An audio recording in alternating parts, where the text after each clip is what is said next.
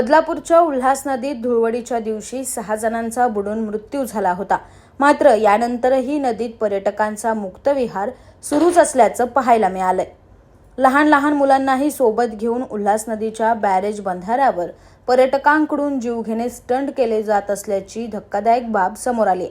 उल्हास नदीत आजवर अनेक पर्यटकांचा बुडून मृत्यू झालाय. धुळवडीच्या दिवशीही 5 लहान मुलांसह एका तरुणाचा उल्हास नदीत बुडून मृत्यू झाला. मात्र आज धुळवडीच्या दुसऱ्याच दिवशी पुन्हा एकदा बदलापूरच्या बॅरेज बंधाऱ्यावर उल्हास नदीत पोहण्यासाठी पर्यटकांनी गर्दी केल्याचं पाहायला मिळालं. या पर्यटकांमध्ये फक्त तरुण वर्गच नव्हे तर कुटुंबीय सुद्धा सहभागी आहेत.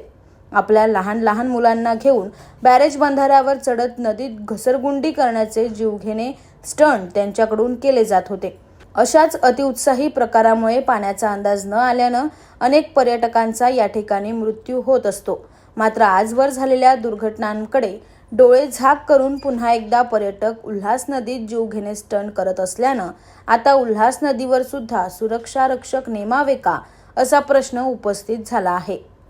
Bureau report, AB fast news, Badlapur.